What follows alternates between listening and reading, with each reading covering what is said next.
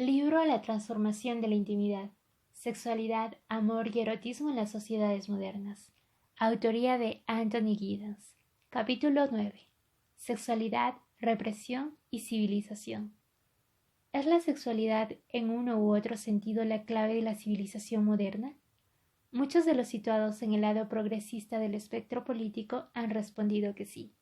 Según las interpretaciones habituales, que seguramente son inadecuadas, Freud al menos sería una excepción al relacionar su idea de la sexualidad con una visión conservadora de la civilización moderna. Los seguidores de Freud, sin embargo, han adoptado frecuentemente sus ideas o parte de ellas a objetivos radicales. La civilización moderna es represiva. Sí, pero la liberación de la represión sexual respecto de sus ataduras puede producir una emancipación de largo alcance. El sexo, como dice Edward Carpenter, va adelante y le siguen las manos, los ojos y la boca. Desde el medio del vientre y de los muslos irradia el saber de uno mismo, la religión y la inmortalidad. Fin de la cita. Sexo y represión. Reich. Vos, dignidades especiosas que os burláis de mí, ¿de dónde prospera vuestra política durante tanto tiempo en que habéis regido el mundo? De las puñaladas y del asesinato. Así comienza la obra Escucha, hombrecito, de Wilhelm Reich, un libro cuyo título evoca la agresividad paranoica que invade el texto, pero que defiende también la visión radical de la reforma social que Reich defendió durante toda su vida. A causa de la forma atrevida en que desafió a la autoridad, Reich fue perseguido por una gran variedad de grupos, cuya gama iba desde los que defendían la ortodoxia psicoanalítica hasta las organizaciones religiosas y el gobierno norteamericano. A todos ellos trató Reich de fascistas rojos. Reich, el primero y más famoso de los radicales seguidores del psicoanálisis sexual, vería como todos estos grupos y otros más asumían sus ideas. Reich fue el azote del matrimonio burgués y vio en la sexualidad genital, en su cultivo o rechazo, la clave de los males de la modernidad. El hombrecillo al que Reich se dirigía es un miembro del sexo masculino, aunque no sea el hombre de la calle.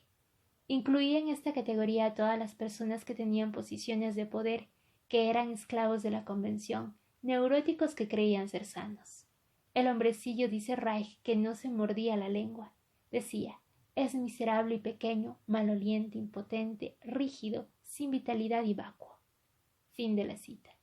Él es un guía, esclavo de sí mismo. Se ve impulsado por sus propias impresiones y trata de evitar que otros reclamen su libertad.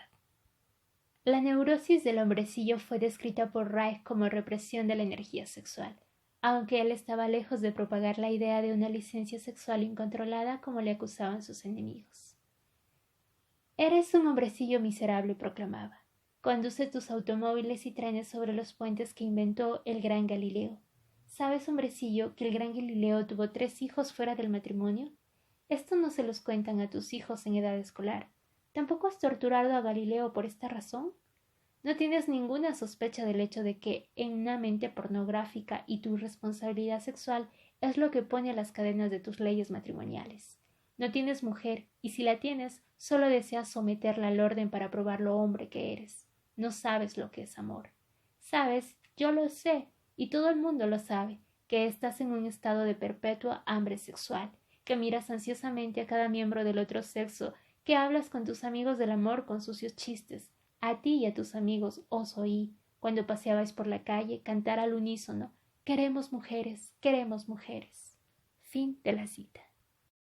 Reich oponía la sexualidad al poder y vio en el reino del hombrecillo los orígenes del autoritarismo al que se resistía con tanta vehemencia. La sexualidad correctamente expresada es nuestra fuente principal de felicidad y todo aquel que es feliz está libre de la sed de poder. Quien tiene sentido para vivir la vida tiene una autonomía que procede de fomentar las posibilidades de uno mismo. La sexualidad orientada al abrazo amoroso proporciona una vía más allá del dominio, un camino, como dijo Reich, a la libertad, desde las ataduras del deseo sexual mal dominado. En lugar de la sexualidad del obeso que busca dar un pellizco en el trasero a las criadas, las personas deben llegar a ser abiertamente felices en su amor. Cita de Wilhelm Reich. ¿Cómo puede producirse esta situación? no ciertamente por medio de una reforma política, dice Reich, sino por medio de la reforma del carácter de las masas. Según Reich, el carácter es una formación defensiva, una armadura protectora elaborada para resistir contra las vicisitudes de la vida. El carácter es descrito como una deformación crónica del ego que asume la forma de una rigidez. La armadura que una persona construye le protege contra los peligros externos e internos, aunque con un enorme coste psíquico. Se desarrolla como resultado del bloqueo de la libido. El endurecimiento del ego proviene de diversos conjuntos de procesos. La identificación con una realidad frustrante, o más específicamente con los individuos que representan esta realidad, confiere a esta armadura su contenido significativo. La agresión generada por el otro frustrante produce ansiedad, una ansiedad que se vuelve contra uno mismo. Las energías de un individuo se ven aquí bloqueadas en su expresión motriz y se convierten en inhibiciones. Estas energías se dedican a desviar los impulsos sexuales que aparecen solo en la superficie de forma compulsiva. El método terapéutico de Reich implica perforar la armadura del carácter, socavando el equilibrio neurótico del individuo. Para muchas personas, la capacidad del goce espontáneo que tiene su origen en el placer sexual se ha visto deformado por el sadismo, la codicia y el egoísmo. El carácter es un signo de insinceridad que, sin embargo, puede verse alterado mediante la liberación de la libido de las fijaciones pregenitales.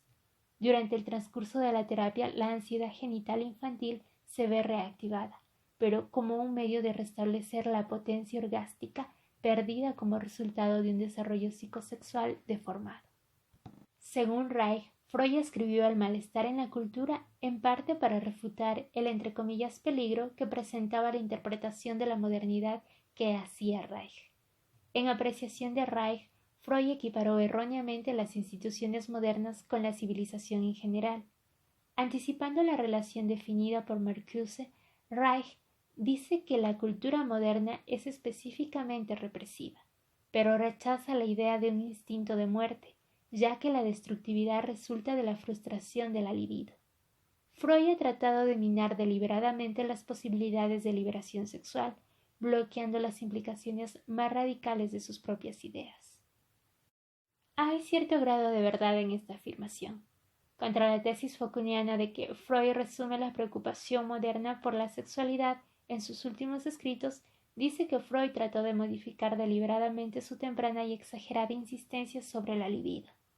Su iniciativa fue seguida por la mayoría de los miembros de la profesión psicoanalítica, incluso aunque rechazasen la concepción de un instinto de muerte.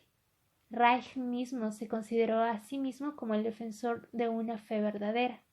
La sociedad moderna es patriarcal, y su insistencia en el matrimonio monogámico sirve para desarrollar rasgos de carácter autoritario, legitimando por tanto un sistema social explotador. Tras este fenómeno subyace una transición crucial para la historia antigua, la de la sociedad matriarcal en la que la represión de la sexualidad infantil y adolescente era desconocida. Abro un paréntesis para recomendar una lectura al respecto que se llama Pariremos con placer de Casilda Rodríguez. Si lo desean en audiolibro también lo pueden encontrar en este mismo canal. Fin de mi intervención. Prosigo con la lectura. Reich creía que la reforma sociopolítica sin liberación sexual es imposible. Libertad y salud sexual son la misma cosa. Aunque abogaba por la igualdad de la expresión sexual de las mujeres, prestó una atención especial a los derechos sexuales de los niños y de los adolescentes. Hay que dar a los niños el derecho de practicar el juego sexual con otros y de masturbarse. También deben ser protegidos de la dominación de sus padres. Los adolescentes deben tener la oportunidad de satisfacer sus necesidades sin ponerles freno para que puedan ser agentes futuros del cambio social venidero. La homosexualidad era contemplada por Reich como producto de una libido frustrada. Consideraba que desaparecería con la liberación progresiva de la sexualidad, como sucedería con la pornografía. El último trabajo de Reich ha sido considerado extraño por muchos, como la idea de una persona que al final de su vida se vuelve demente. No obstante, su enfoque es importante y muestra de hecho una fuerte continuidad entre sus escritos iniciales y los últimos. Reich sospechaba del modelo de cura psicoanalítica basado en la confesión. la libre asociación que rige en esta aleja de los problemas de una persona más que ayudar a conocerlos. El cuerpo y sus disposiciones tienen su propio lenguaje expresivo. Para conseguir una genuina evaluación de un individuo, el terapeuta debe pedirle que no hable durante un momento. Tan pronto el paciente cesa de hablar, la expresión corporal de la emoción se hace claramente manifiesta. Dice: la terapia Orgone se basa en promover la expresividad sexual por medio del orgasmo genital. El propósito subyacente, sin embargo, es permitir que el individuo, hombre y mujer, se exprese somáticamente en tal forma que el lenguaje quede eliminado hasta un grado muy profundo. La idea de Reich de que la energía sexual queda encerrada en la musculatura del individuo contiene residuos de las opiniones del siglo XIX sobre la histeria, pero anticipa también la concepción del estrés como una patología física posterior en el presente siglo. Se reconoce más significativamente que el control reflexivo del cuerpo está en el centro de las dificultades psicológicas. Aquí no hay confesionario. Reich abandonó la terapia verbal en favor de programas de relajación, masaje y de disipación de la tensión corporal. Herbert Marcuse. Marcuse también trató de discernir el lazo oculto que va del psicoanálisis hacia el radicalismo. Crítico con Erich Fromm y otros revisionistas, Marcuse trató, al igual que Reich, de dejar al descubierto el potencial liberador de la obra de Freud. La libido queda rescatada, pero el instinto de muerte queda transmutado como un residuo de los límites al puro placer. Toda civilización presupone una represión básica de las pulsiones de vida y de muerte, pero en la sociedad moderna la demanda de disciplina económica introduce una carga de represión no necesaria. Al ajustarse al principio freudiano de realidad, el individuo responde de hecho a las exigencias de una forma de dominación explotadora. La interpretación marcusiana de Freud tiene algo en común con la versión lacaniana, aunque el resultado final es muy diferente. Al igual que Lacan, Marcuse critica la psicología del ego y pone fuerte énfasis sobre el inconsciente. Sin embargo, en contraste con Lacan, Marcuse cree que una recuperación del inconsciente ofrece un medio poderoso contra el criticismo social radical. Para Marcuse, esto es así porque la psicología del ego acepta el mundo tal y como es. Al poner la atención en los instintos en el sentido freudiano del término, podemos dejar al descubierto los mecanismos de la represión social y podemos también dar un contenido a la promesa emancipatoria de la época moderna. Los desplazamientos conceptuales clave en la diagnosis de Marcuse sobre la posibilidad de emancipación dividen la represión en básica y adicional y añaden el principio de realización al principio de realidad. Algunas formas de represión, en otras palabras, resultan del ascetismo intramundano de las instituciones modernas y pueden quedar disipadas cuando estas instituciones quedan trascendidas. Hay excedente de requisitos en un sentido psicológico. El principio del éxito es el principio implicado en el hacer frente no a la realidad en cuanto tal, sino a la realidad histórica impermanente de un orden social particular. Lo que Marcuse describe como la familia monogámica patriarcal, por ejemplo, es una forma social en la que hay un excedente de represión. Sin embargo, concentra con mucho el grueso de su atención sobre un excedente de represión en el contexto del puesto de trabajo. La emancipación para Marcuse va unida a la primacía del placer, que diferencia claramente del hedonismo. La disciplina del trabajo moderno es sólo posible en el grado en que el cuerpo queda deserotizado. Si se permitiese que la libido evitase una represión excedentaria, amenazaría o destruiría completamente esta disciplina. El hedonismo, dice Marcuse en uno de sus primeros escritos, encarna un juicio correcto sobre la sociedad. Fin de la cita. La persecución de la sensualidad golpea en el corazón de la represión excedentaria y adquiere un aspecto intrínsecamente crítico. El hedonismo, sin embargo, es anárquico y solo se emancipa cuando va unido a la verdad. La verdad en este sentido aparece muy diferente de la concepción de Foucault de la verdad de la sexualidad. Es un placer realizado con normas de felicidad y apreciación estética. En lo que concierne a la felicidad, Marcuse coincide con Platón en que el placer debe estar sujeto al criterio de verdad. En un pasaje interesante de El malestar en la civilización, dice Marcuse, Freud relaciona el carácter represivo de la civilización no con la sublimación de los instintos en cuanto tales, sino con la exclusividad de las relaciones sexuales. El, entre comillas, amor sexual, dice Freud, es una relación entre dos personas en la que un tercero puede ser solo superfluo o perturbador. Fin de la cita. Una pareja de amantes no tiene interés en otro. La civilización no puede tolerar esto, porque depende de las relaciones entre grandes grupos de personas. Freud reproduce aquí la objeción tradicional del amor-pasión. No obstante, como Marcuse observa con exactitud, el amor sexual puede ser liberador en doble sentido, cuando está preparado para respetar al otro como un igual. El amor quebranta el marco de la familia patriarcal y monogámica, pero también es positivamente compatible con una ciudadanía social más amplia. Liberar a Eros no es solo coherente, sino la verdadera condición para continuar con unas relaciones societarias civilizadas. Citado por Marcuse en Eros y civilización, página 18. Marcuse explota continuamente las incoherencias internas de la obra de Freud para demostrar que la interpretación freudiana de las demandas psíquicas es tan revolucionaria como conservadora. Así, Freud dice que el narcisismo primario sobrevive en la civilización moderna, no solo como neurosis, sino como realidad alternativa. Especialmente, aunque no exclusivamente en lo que concierne a la sexualidad, el narcisismo puede generar un sentimiento oceánico de unidad con el universo.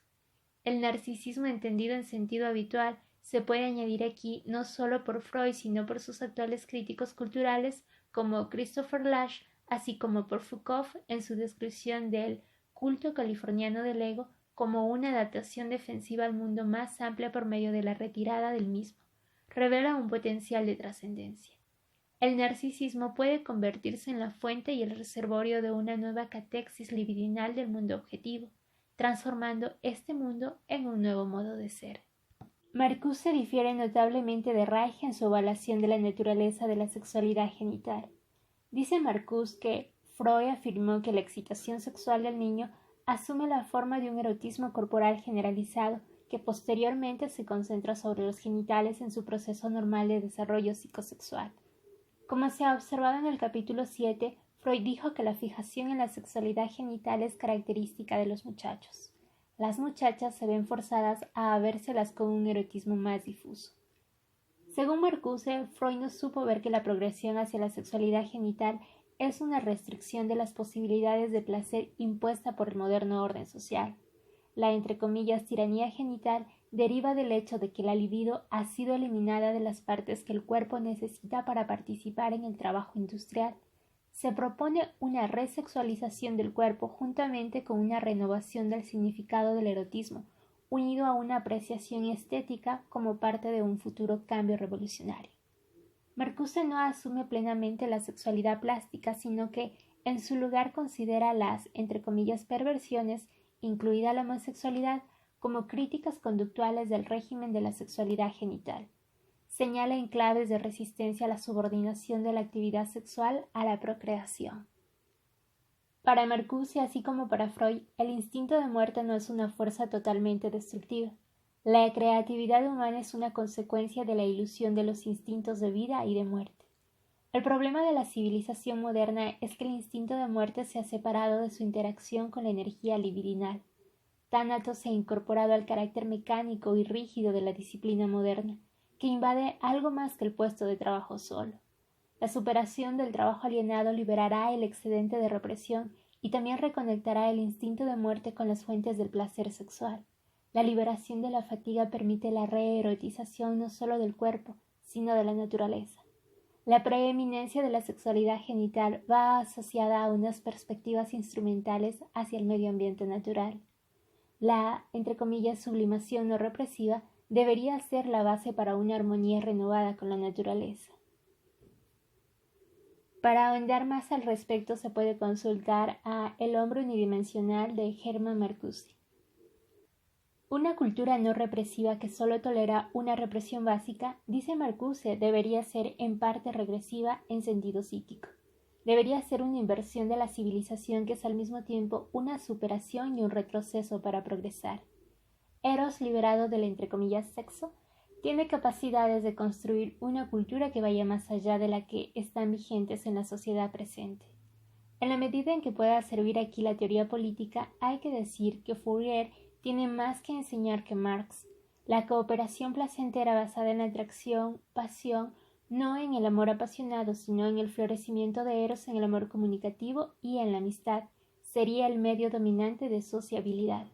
En palabras de Marcuse, con la transformación de la sexualidad en Eros, los instintos de vida desarrollan su orden sensual, mientras que la razón se hace sensual en el grado en que comprende y organiza la necesidad en términos de protección y enriquecimiento de los instintos vitales. La razón represiva, al ceder, deja camino libre a una nueva racionalidad de la gratificación en la que convergen razón y felicidad. Fin de la cita. Las posibilidades del radicalismo sexual. Una fuente importante de dificultad para quien como Reich y Marcuse dicen que la civilización moderna es intrínsecamente represiva es esta fascinación pública por el sexo que advierte Foucault. La maduración de las instituciones modernas no va asociada con la presión creciente, sino con su prominencia creciente casi por doquier. Marcuse fue consciente del asunto y tenía una respuesta al mismo. Permisividad sexual no es lo mismo que liberación. La trivialización de la sexualidad es abundante, pero el erotismo está más o menos absolutamente borrado de la vista. El antagonismo con el que la sexualidad era considerada en las fases iniciales de la historia de Occidente es preferible, dice Marcuse, a la, entre comillas, libertad sexual que encubre su opresión bajo un brillo de goce. Previamente se ha preservado una conciencia de lo que había sido eliminado del foro. Podemos parecer más libres, pero de hecho vivimos sometidos. ¿Quién defiende las ideas de Reich y Marcuse hoy? Muy pocos, y resulta instructivo preguntar por qué. Foucault podría decir que al igual que Freud, su mentor fue captado por la hipótesis represiva. Cada uno creía que las sociedades modernas dependían de un elevado nivel de represión sexual, como había sucedido inicialmente en el victorianismo. Estaban equivocados en esta presuposición, y por ende el resto de sus ideas resulta sospechoso. No obstante, la hipótesis represiva, aparte de la diferencia entre las opiniones de Reich y Marcuse y Foucault, no es tan amplia como podría pensarse. La de sublimación represiva no es una expresión que usaría Foucault y resulta ajena a su pensamiento.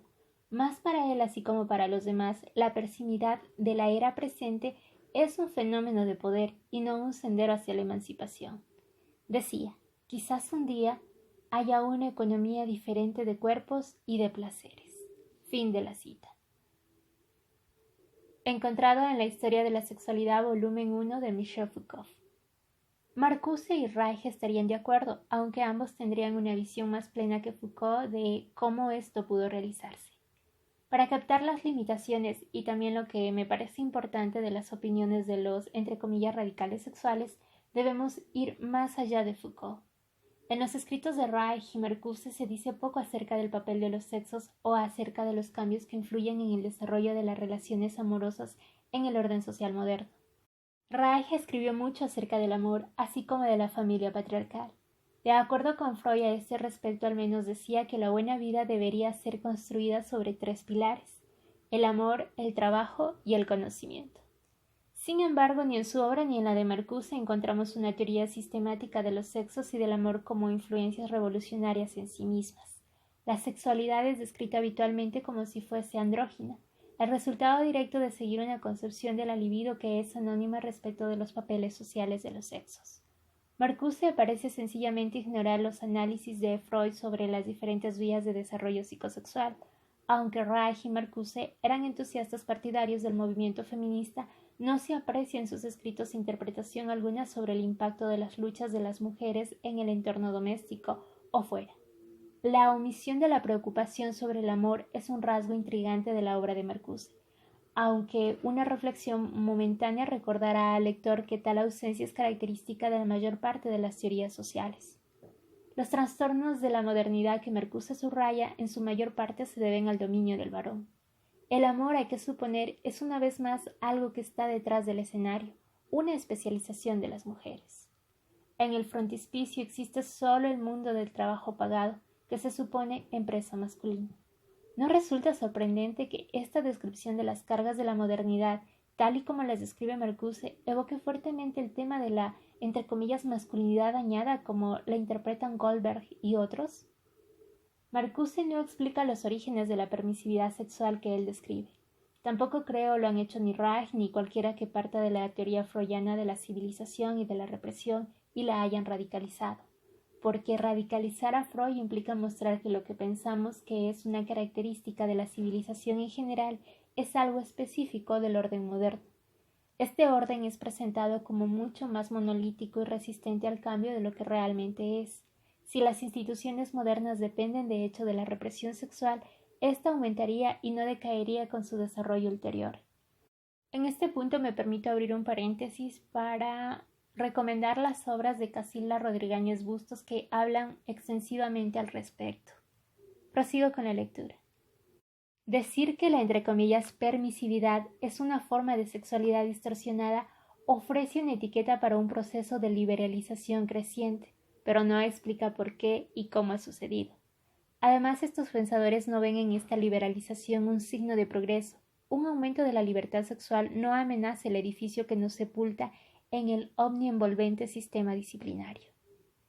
Foucault toma como punto de partida la preocupación occidental por el sexo, y además introduce una duda de la idea de represión.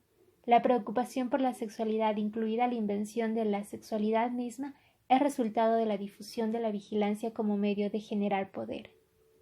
Este poder estaba concentrado inicialmente sobre el cuerpo, considerado como una máquina, idea de Max Weber e incluso de Marcuse, y posteriormente en los procesos biológicos que afectan a la reproducción, la salud y la longevidad. Las sociedades modernas no están basadas como los sistemas premodernos en el poder de generar vida, sino en el poder de desarrollarla, para invertir en vida hasta la médula. Esta última cita es de Michel Foucault en La historia de la sexualidad, volumen 1, en página 159. La influencia inicial, se podría decir, señala la aceptación por parte de Foucault del ascetismo del que la vida social moderna se supone esté impregnada. El contrato entre la vida y la historia, como dice Foucault, que representa el segundo elemento, es de nuevo algo más. Durante milenios los seres humanos han vivido bajo el dominio de la naturaleza. El entorno natural ha ejercido su imperio sobre la actividad humana. El control demográfico ha estado gobernado por los avatares de la naturaleza. Es a partir del siglo XVIII en adelante que estos procesos han estado cada vez más sujetos al control humano. El sexo se ha convertido en una preocupación preeminente de acuerdo con Foucault, porque consistía el punto principal de conexión entre estas dos influencias sobre el desarrollo corporal. Decía, era un medio de acceso tanto para la vida del cuerpo como para la vida de las especies.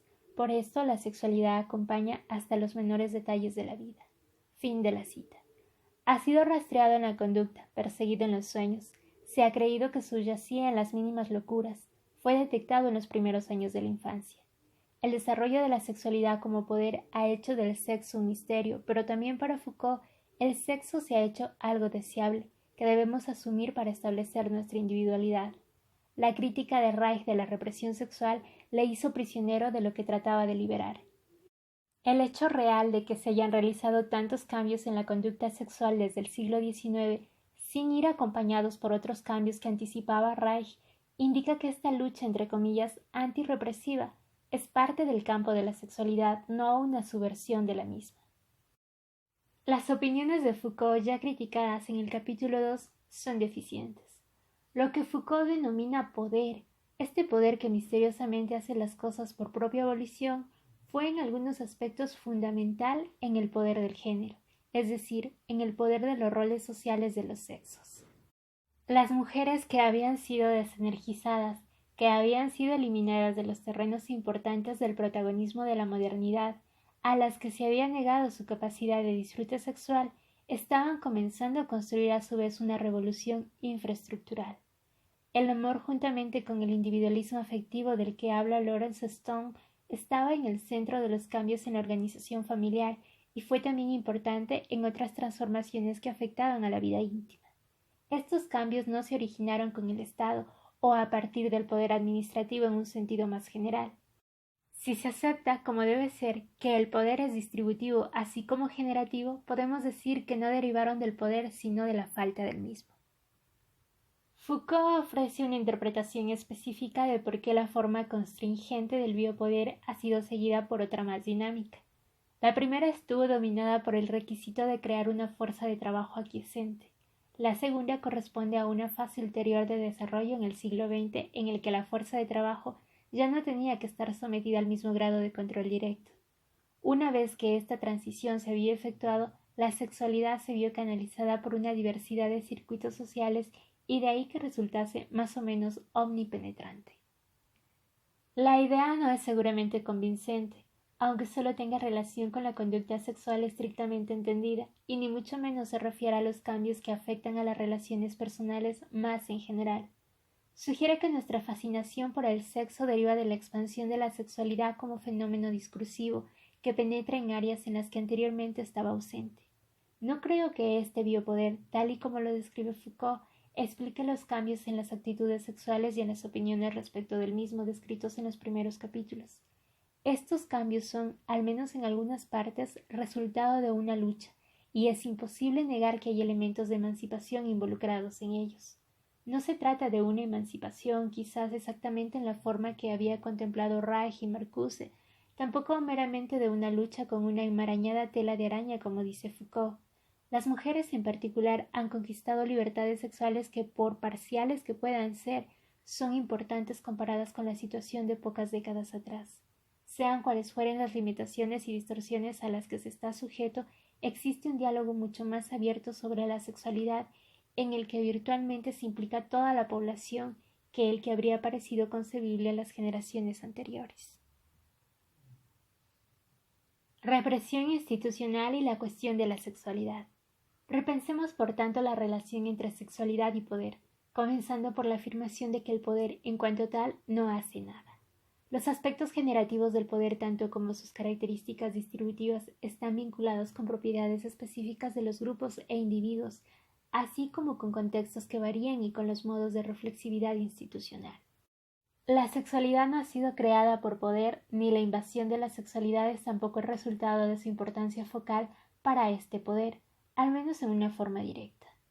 En mi opinión no existe nada a lo que se le pueda llamar biopoder, al menos en el sentido genérico que Foucault atribuye a esta expresión. En lugar del mismo podemos distinguir diversos hilos de transformación organizada y personal en el desarrollo de las sociedades modernas. El desarrollo administrativo de las instituciones modernas debe ser separado de la socialización de la naturaleza y de la reproducción.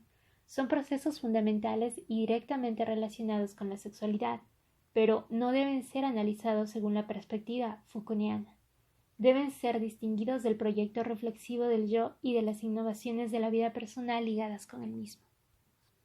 En lo que concierne al impacto de la vigilancia, es posible coincidir con Foucault en que la sexualidad, al igual que otros aspectos de la vida personal, ha venido a ser objeto de la misma y ha sido reestructurada por la expansión de los sistemas de poder. Las organizaciones modernas, incluido el Estado, penetran las actividades locales en formas desconocidas para las culturas premodernas. Los discursos de la ciencia, incluidos los de la ciencia social, se han visto directamente implicados en estos procesos, aunque, como se ha dicho anteriormente, la creación del poder administrativo es un fenómeno dialéctico en mayor medida de lo que Foucault admite. La expansión de la vigilancia produce espacios para la movilización y un poder, entre comillas, contravalente. Una sociedad de reflexividad institucional es una sociedad muy lastrada que hace posibles formas de compromiso colectivo y personal que alteran muy sustancialmente la dimensión sexual. El movimiento característico de la modernidad, se puede decir, se encamina hacia la creación de sistemas internamente referenciales, órdenes de actividad determinados por principios internos a ellos mismos. Ciertas áreas distintivas de la vida social en las culturas premodernas tenderían a ser gobernadas por influencias externas, a veces establecidas como fenómenos garantizados por la tradición, aunque incluyendo también factores físicos y biológicos. Con el advenimiento de las instituciones modernas, sin embargo, estos se han visto cada vez más sometidos a la intervención social. Así, la invención de la, entre comillas, desviación socializó un conjunto variado de características externas, entre ellas la pobreza, el vagabundeo y la locura, las cuales en su totalidad en otros tiempos se tomaban como parámetros de una existencia producida por la voluntad de Dios. La desviación se constituía socialmente y al mismo tiempo se separaba de los principales campos de la actividad social a través de un proceso de secuestro. Igualmente, la enfermedad y la muerte, antaño puntos de limitación de la influencia de lo biológico sobre lo social, se vieron más socializadas y fueron desapareciendo de la vida pública. La naturaleza y la sexualidad secuestradas se conectan de forma crucial con la socialización de la reproducción. Aunque la contracepción moderna es la expresión tecnológica más obvia de la reproducción como sistema internamente referencial, no lo es su ímpetu original. Este tiene su fuente principal en la auténtica separación de la reproducción de las condiciones malthusianas que menciona Foucault. Una vez que el tamaño de la familia comienza a limitarse, algo que se origina principalmente desde dentro de la misma familia, la reproducción viene a ser gobernada primariamente por el deseo de tener hijos cuando se desean realmente. La invención de la infancia y de la maternidad tienen sus orígenes aquí. La sexualidad no tiene una existencia distinta en la medida en que la conducta sexual va unida con la reproducción y con las generaciones. La actividad sexual se dividía en dos, la orientada a la reproducción y el ars erótica, clasificación que corresponde a la catalogación de las mujeres en puras e impuras. La sexualidad se convierte en propiedad del individuo cuanto más referencial se hace internamente la pulsión de vida y cuanto más se considera la identidad del ego como un esfuerzo reflexivamente organizado. Una vez constituida como dominio en cuanto tal, la sexualidad se retira tras el escenario, apartada de la vista, tanto en sentido físico como social. Ahora es un medio de establecer conexiones con los demás sobre la base de la intimidad. Ya no se basa en un parentesco inmutable ni es sustentada por generaciones. La pasión queda secularizada, es liberada del amor-pasión y reorganizada como ese hecho complejo llamado amor romántico. Es privatizada y redefinida. Lo que puede ser descrito como secuestro de la experiencia. En este punto se puede consultar a Michel Dean en La Constitución de la Pobreza, 1991. Prosigo. Lo que puede ser descrito como secuestro de la experiencia es consecuencia de la ruptura aún más radical de las instituciones de la modernidad con la tradición y la creciente intrusión de sus sistemas de control sobre las fronteras externas preexistentes de la acción social. Su conciencia es la disolución de las líneas generales de la ética y de la moral que se referían a la actividad social, a lo trascendental, a la naturaleza y a la reproducción. Estas se transmutan en efecto por seguridad en la rutina que ofrece la vida social moderna. Cierto sentido de seguridad ontológica se deriva primariamente de la rutina misma. El individuo es vulnerable moral y psicológicamente cuando se quebrantan las rutinas establecidas. Si se tiene en cuenta lo que se ha dicho, está claro que esta vulnerabilidad no es neutral en lo que respecta a los sexos.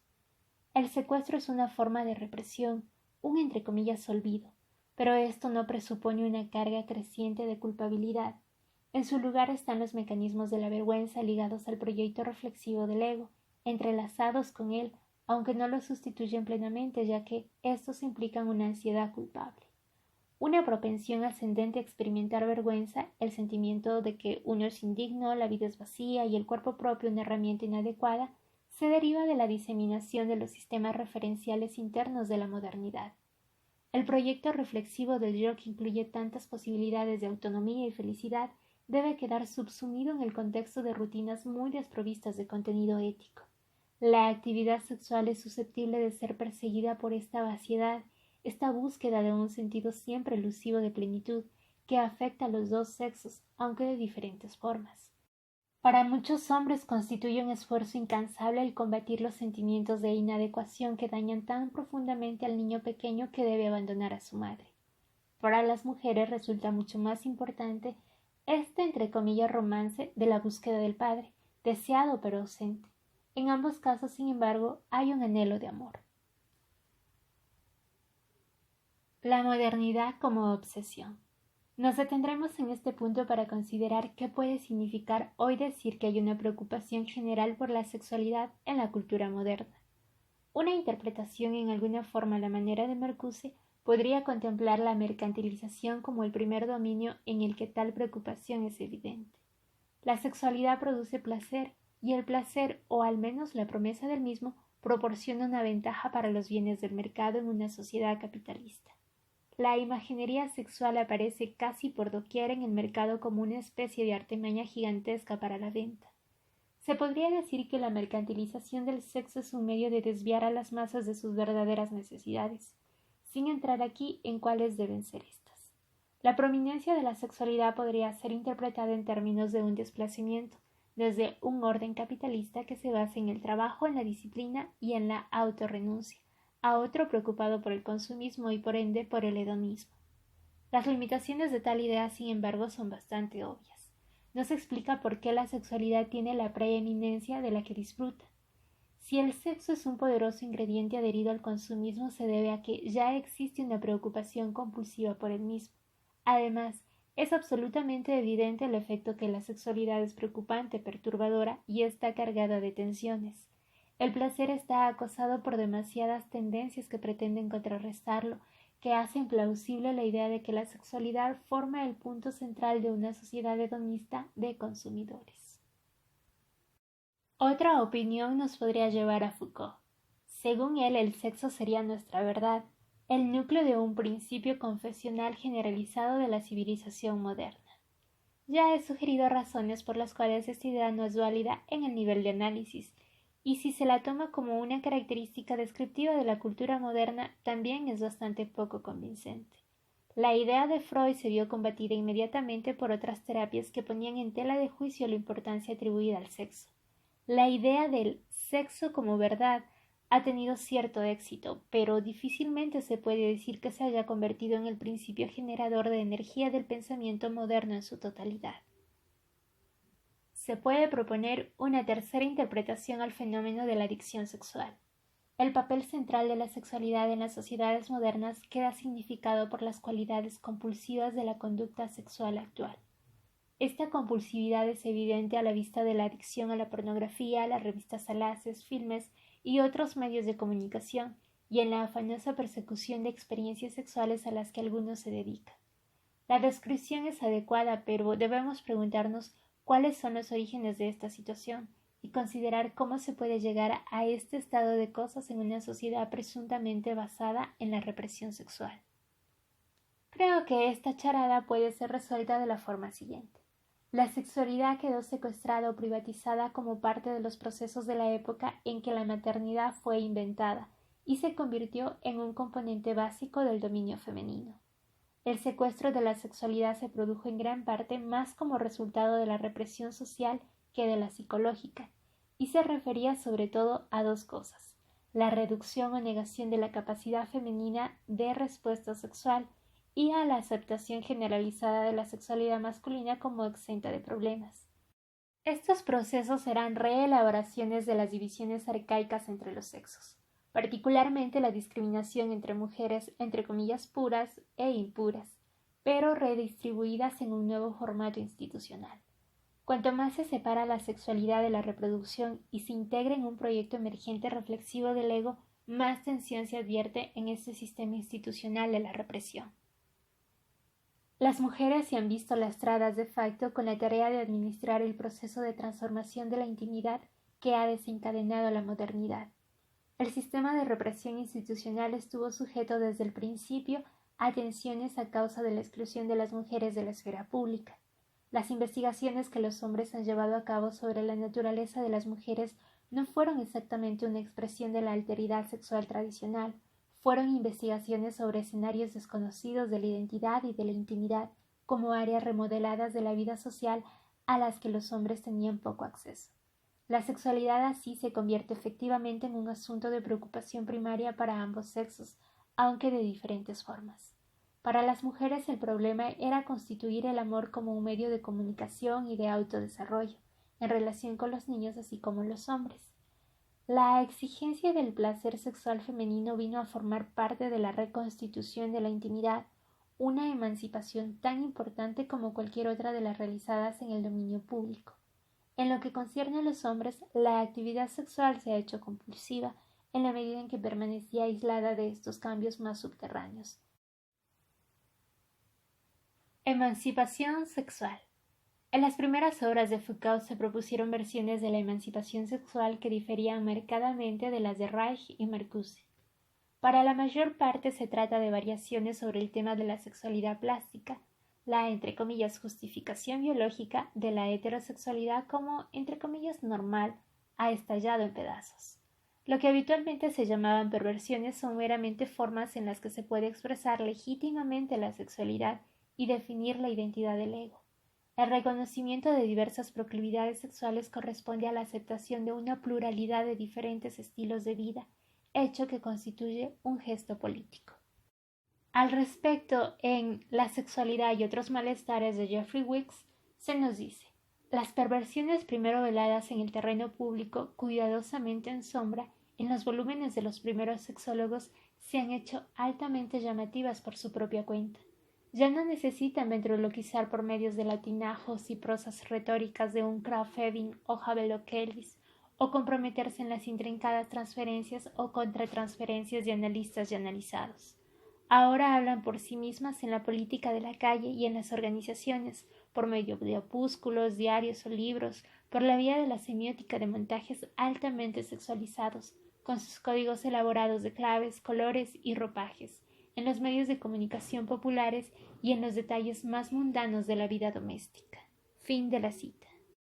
El enfoque del pluralismo radical es un esfuerzo emancipatorio que trata de desarrollar líneas directrices para la opción sexual de cada uno, pero no reclama que éstas representen principios morales coherentes. El valor radical del pluralismo deriva no de sus efectos de choque, poco nos choca ya a nosotros, sino del efecto del reconocimiento de que la sexualidad entre comillas normal es simplemente una opción de un estilo de vida entre otros. Los sentimientos subjetivos, las intenciones y los significados son elementos vitales a la hora de decidir los méritos de una actividad. El factor decisivo es la conciencia del contexto de la situación en la que las opciones se realizan. El pluralismo sexual, argumentan sus defensores, no es sucumbir a la sexualidad, sino ofrecer exactamente lo que Foucault parece proponer como una posibilidad: superar el dominio que la sexualidad ejerce sobre nuestras vidas. Tal y como están las cosas, sin embargo, este programa es vago y toda versión de la liberación sexual que ponga el acento solo en el factor de la elección hace frente a toda una serie de objeciones. El significado y las potencialidades de la emancipación sexual deben ser entendidos de diferentes maneras, aunque la aceptación de la legitimación de la sexualidad plástica forma parte ciertamente del asunto. Unas pocas observaciones provisionales podrían ayudar en este punto. Ningún punto de vista que oponga la energía de la sexualidad contra las características disciplinares del orden social moderno puede tener mucho valor.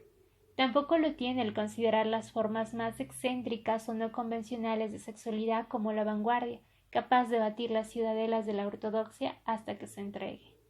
Finalmente, si se adopta el pluralismo sexual, este debe ofrecer exactamente algo más que una especie de cosmopolitismo casual, particularmente si otros asuntos intrínsecos a la sexualidad, que incluyen la diferencia de los sexos y la ética de la pura relación, no son consignados.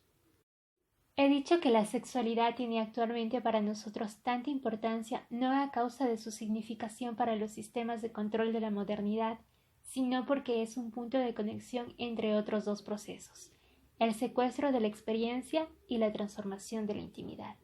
La separación de la sexualidad respecto de la reproducción y la socialización de la reproducción, desarrolladas como modos de conducta con toda su riqueza moral y con los desequilibrios de poder de los sexos, se ven sustituidas internamente por los órdenes referenciales de la modernidad, al mismo tiempo que lo que acostumbraba ser, entre comillas, natural, se hace cada vez más socializado, en parte como resultado de una acción directa. Los dominios de la actividad personal y de la interacción comienzan a verse fundamentalmente alterados. La sexualidad sirve como metáfora de estos cambios y es el foco de su expresión, particularmente en lo que concierne al proyecto reflexivo del ego. El secuestro de la experiencia separa a los individuos de algunos de los mayores puntos de referencia morales que organizaron la vida social en las culturas premodernas. En estas culturas las relaciones con la naturaleza y con la sucesión de las generaciones fueron coordinadas por formas tradicionales de práctica y por códigos inspirados por la ética y por la religión. La extensión de sistemas internamente referenciales protege al individuo de las cuestiones molestas suscitadas por los parámetros existenciales de la vida humana, pero deja sin respuesta estas cuestiones. La sexualidad, se podría decir, obtiene sus cualidades compulsivas a la vez que su aura de excitación y peligro del hecho de que nos pone en contacto con estos campos perdidos de la experiencia. Su éxtasis o la promesa del mismo tiene ecos de la pasión ética que el simbolismo trascendental acostumbraba a inspirar. Desde luego el erotismo cultivado, distinto de la sexualidad al servicio de la reproducción, ha ido asociado desde antiguo con la religiosidad. Conclusión. Pocos, como he dicho, leen ya a Reich o Marcuse, aunque sus visiones respectivas de un orden no represivo contienen una cierta belleza, y está claro que estas visiones quedan simplemente relegadas al olvido. La sexualidad es un terreno fundamental de lucha política y también un medio de emancipación, exactamente como proclamaron los radicales sexuales. Una sociedad no represiva como la que propugnan Marcuse y Reich sería aquella en la que la sexualidad está liberada de la compulsividad. De esta forma, la emancipación presupone la autonomía de acción en un contexto de generalización de la sexualidad plástica. Está separada de la permisividad en la medida en que crea una ética de vida personal que hace posible una conjunción de felicidad, amor y respeto por otros. Los radicales sexuales presuponían que sería necesaria una doble revolución antes de que pudiéramos comenzar a contemplar este estado de cosas. La sociedad debería soportar un cataclismo absoluto y se haría necesaria también una gran cantidad de cambio psíquico, aunque si, como ya he dicho, la represión sexual ha sido sobre todo asunto de secuestro social unido al poder de los papeles sexuales, las cosas pueden enfocarse de forma diferente. No tenemos necesidad de esperar en una revolución sociopolítica para elaborar programas de emancipación, ni tampoco esta revolución nos ayudaría mucho. Los procesos revolucionarios están ya activos en la infraestructura de la vida personal. La transformación de la intimidad fuerza el cambio psíquico, así como el cambio social, y este cambio de arriba abajo puede ramificarse potencialmente a través de otras instituciones más públicas.